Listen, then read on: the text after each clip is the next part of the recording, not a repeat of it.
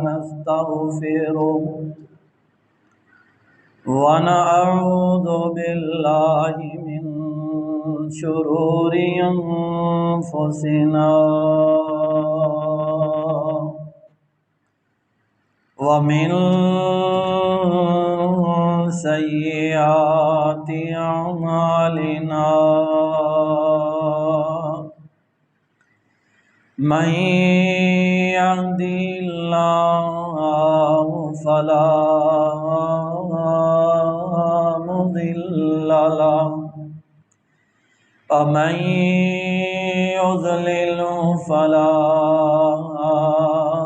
هادي له وأشهد أن لا إله إلا الله وحده لا شريك له وأشهد أن محمدا عبده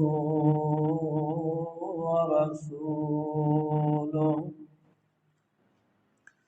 قال الله تبارك وتعالى في كلام المجيد: أعوذ بالله من الشيطان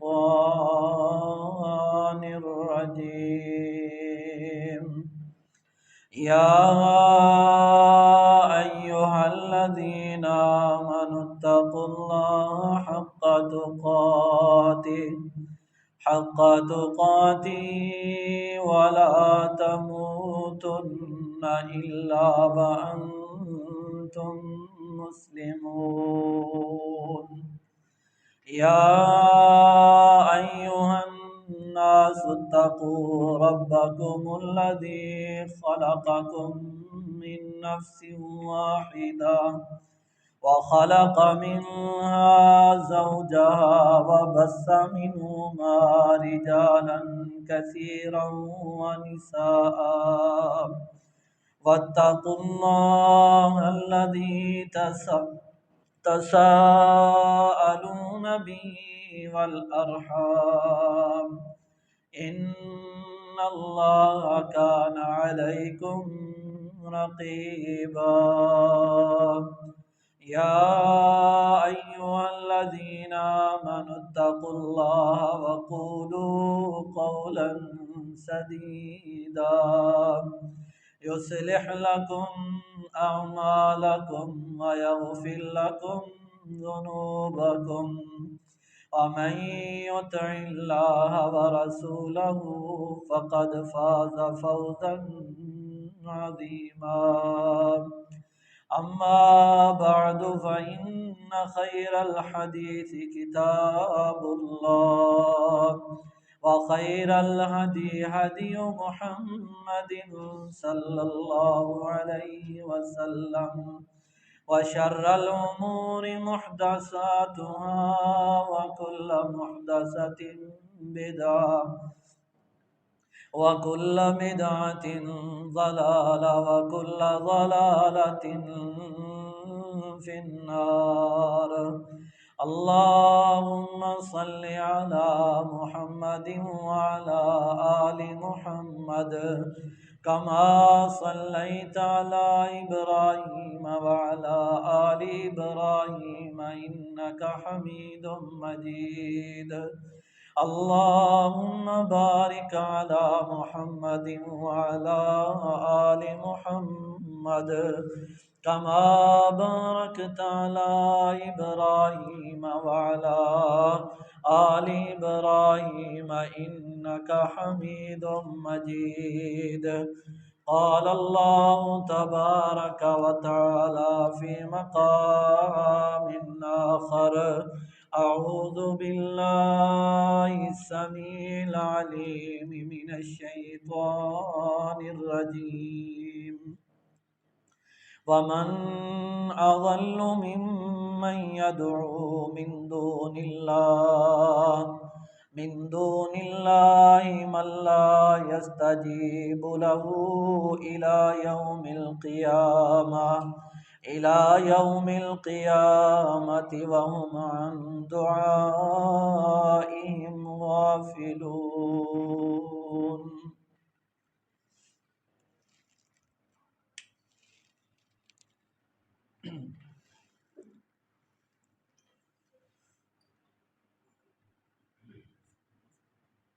سب سے قریبی رابطہ بندے کا جو ہے وہ اپنے رب کے ساتھ ہے۔ بندہ جس جگہ بیٹھ کے، جس زبان میں بیٹھ کے کسی رنگ سے تعلق رکھتا ہو، کسی برادری سے تعلق رکھتا ہو،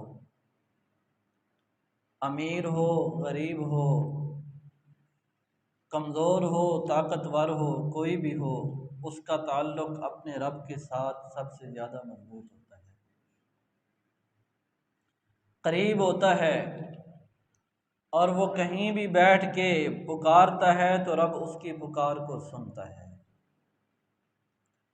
پچھلے جمعے کے اندر ان 4 لوگوں کا ذکر ہوا تھا جن کی دعائیں جو ہیں اللہ تبارک و تعالی قبول نہیں کرتے، جو دعا کرتے ہیں لیکن ان کی دعائیں جو ہیں وہ قبول نہیں ہوتی۔ ان کی وجوہات وہ بھی بیان ہوئی تھیں۔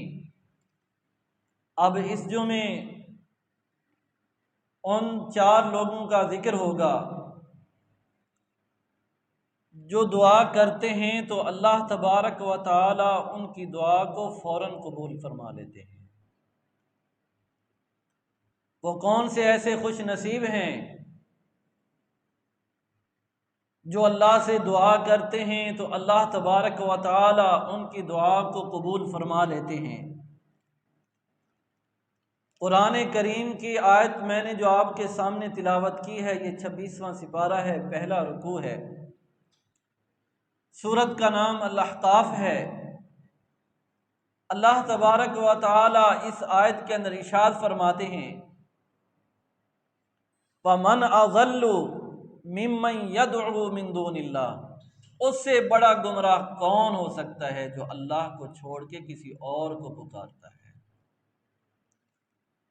وَمَنْ أَضَلُّ، اضلو کا جو یہ صیغہ ہے یہ اسم تفضیل کا ہے، اس کے اندر بہت زیادہ، یعنی اس سے بہت بڑا گمراہ کون ہو سکتا ہے جو اللہ کو چھوڑ کے، اپنے خالق اور مالک کو چھوڑ کے، جس کے ساتھ اس کا رابطہ ہے، جو سب سے زیادہ اس کے قریب ہے، اس کی شہ رگ سے بھی اس سے زیادہ قریب ہے، اس کو چھوڑ کے فرمایا کہ جو دوسروں کو پکارتا ہے اس سے بڑا کوئی گمراہ نہیں ہو سکتا۔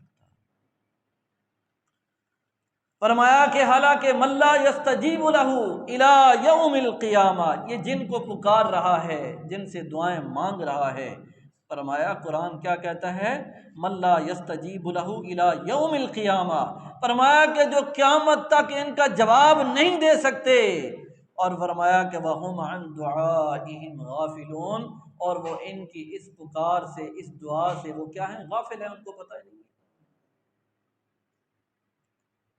یہ اپنے خالق اور مالک کو چھوڑ کے دوسروں کو جو پکار رہا ہے یہ سب سے بڑا گمراہ ہے، اور جس کو یہ پکار رہا ہے فرمایا کہ وہ اس کی پکار قیامت تک نہیں سن سکتے، اور فرمایا کہ وہ اس کی پکار سے غافل ہیں، ان کو پتہ نہیں ہے کہ یہ کیا کہہ رہا ہے۔ اللہ اکبر۔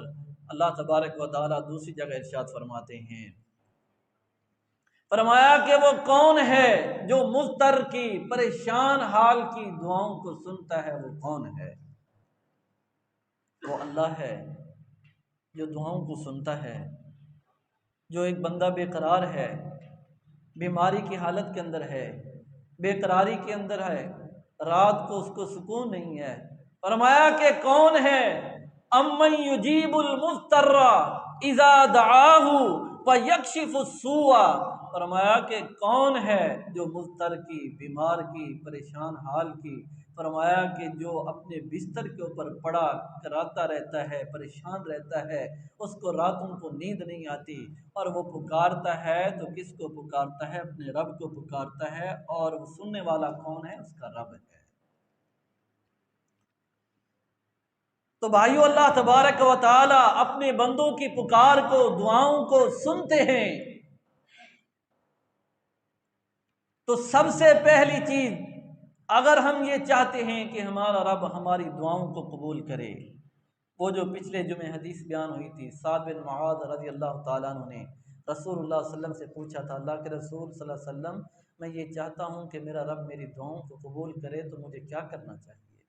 آپ صلی اللہ علیہ وسلم نے فرمایا تھا، سعد حلال رزق کھاؤ، حلال رزق کماؤ، فرمایا کہ جب تم حلال کھاؤ گے تمہارا رب تمہاری دعاؤں کو سنے گا، تمہاری دعائیں قبول ہوں گی۔ اللہ اکبر۔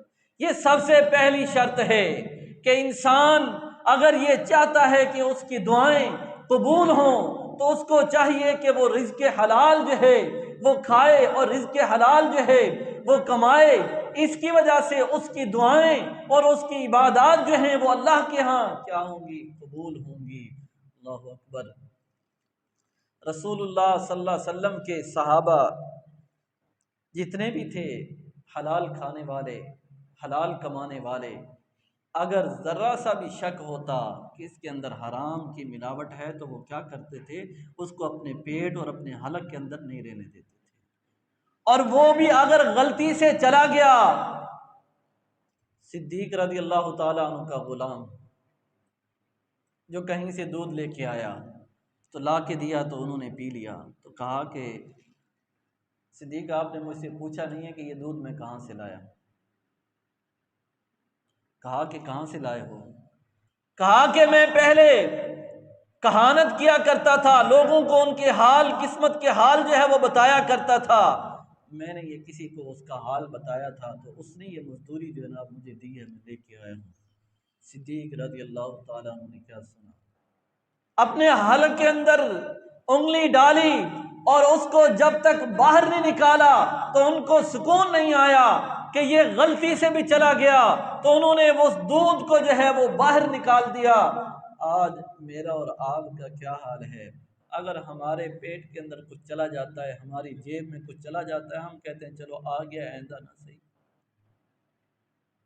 پھر ہم کہتے ہیں ہماری دعائیں قبول نہیں ہوتی، دعائیں کرتے ہیں تو دعائیں قبول نہیں ہوتی۔ حلال اور حرام کا ہمیں پتہ نہیں ہے، آج اگر پتہ بھی ہے تو اس کے باوجود ہم اپنی آنکھوں کو کیا کر لیتے ہیں؟ بند کر لیتے ہیں۔ اللہ اکبر۔ وہ تین لوگ جن کی دعائیں جو ہیں اللہ تبارک و تعالی قبول فرماتے ہیں، سب سے پہلا رسول اللہ صلی اللہ علیہ وسلم فرماتے ہیں سب سے پہلا وہ شخص ہے جو مظلوم ہے۔ مظلوم کی دعا کو اللہ تبارک و تعالی رد نہیں کرتے۔ جب ایک مظلوم دعا کرتا ہے تو فرمایا کہ مظلوم کی دعا اللہ کے عرش کو ہلا دیتی ہے۔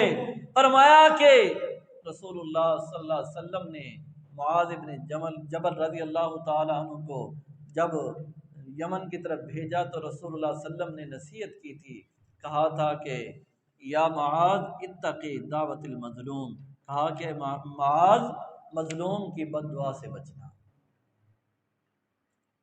رسول اللہ صلی اللہ علیہ وسلم اپنے صحابی کو یہ کہہ رہے ہیں، معاذ بن جبل رضی اللہ تعالیٰ عنہ کو، کہ معاذ مظلوم کی بد دعا سے بچنا، کیونکہ اس کے درمیان اور رب کے درمیان کوئی چیز حائل نہیں ہوتی، کوئی چیز رکاوٹ نہیں ہوتی۔